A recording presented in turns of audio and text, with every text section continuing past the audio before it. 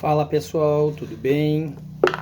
Como prometido, lá vai o primeiro vídeo, tá? Aqui é o professor Christian. Eu vou tentar então nesse canal fazer algumas coisas que vocês precisam para tentar melhorar o raciocínio de vocês, para tentar melhorar a maneira que vocês estudam. Vocês podem notar que eu estou fazendo num ambiente meio improvisado aqui, mas no futuro eu acredito que as coisas vão melhorar e a gente vai poder estar fazendo coisas melhores aqui, tá? Bom, então o seguinte, tá? Eu separei algumas coisas para começar. Beijo, filha.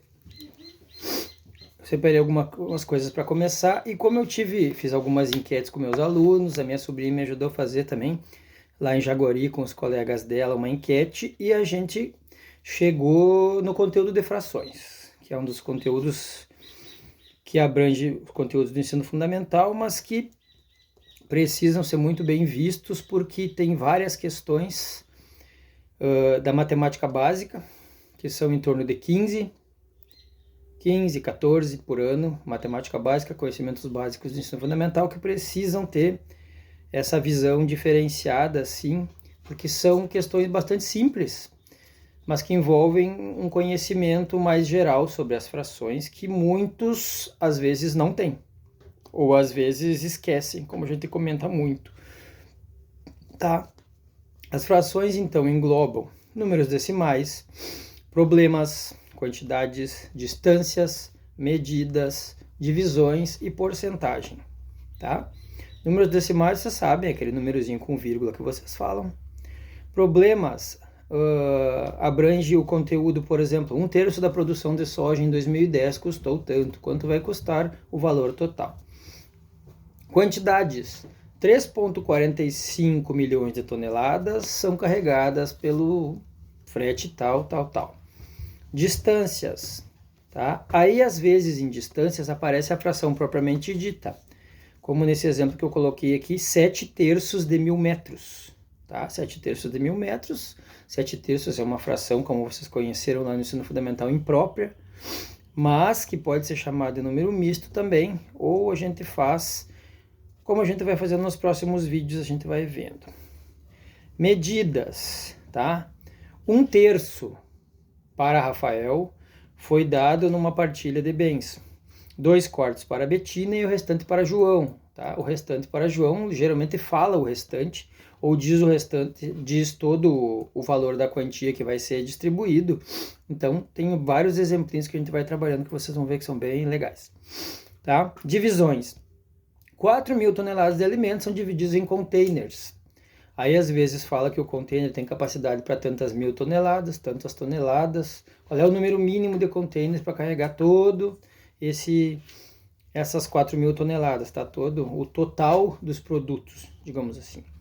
E porcentagens, como cai quase todo ano, gráficos e juros simples. Muito gráfico e muito juros simples. É isso mais ou menos que cai. Depois, eu fiz um esquema aqui, que eu vou colocar mais tarde como uma foto, ou como um modelinho lá no Instagram também, para você estar olhando, tá? E eu separei 4 questões. Vocês podem ver aqui que eu fiz um esboço. Esse esboço aqui é bem esboço mesmo.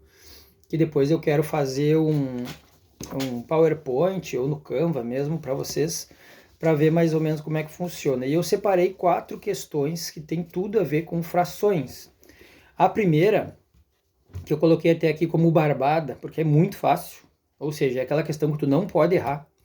É a questão 167 da prova azul do ano passado, tá? Que é aquela que fala dos celulares lá. E a diagonal, que é mais ou menos desse jeito que você mede as polegadas de um aparelho digital, televisão, celular, tablet e assim por diante, tá? Essa questão que eu vou tentar dar uma focadinha aqui para vocês, essa bem de cima aqui, tá? Que eu fiz o esqueminha, ela é uma questão de comparação, é uma questão de diferença. Qual é a diferença em números decimais, tá? Diz ali a diferença em valor absoluto. Valor absoluto é a diferença total, é a diferença em números decimais. E a questão pede com uma casa de diferença, certo? Essa é uma das questões que eu separei para a gente ir vendo com o tempo. A segunda questão é aquela, uma tela de um pintor vai ser reproduzida, lá.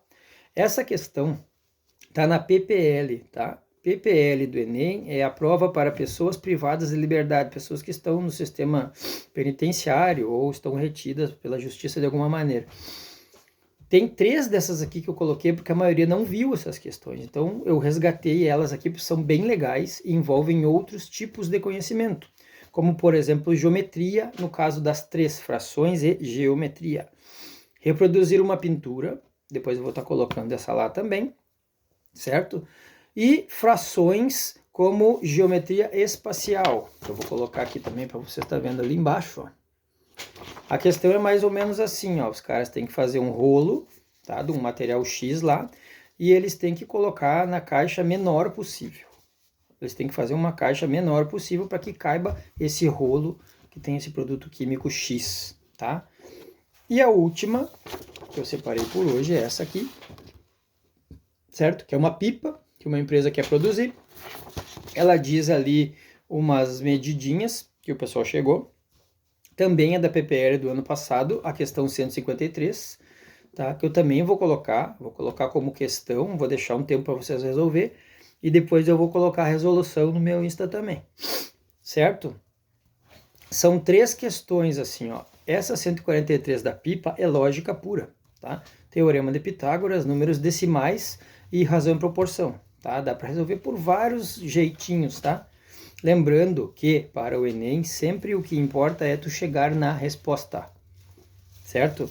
Da maneira mais rápida possível e mais coerente possível, certo? Chute não vale. Chute só serve para te errar. Se tu chutar erradinho, já era. Se tu não sabe pensar, tu vai escolher para te chutar, geralmente é a mais errada de todas. E isso não é muito bacana não, tá?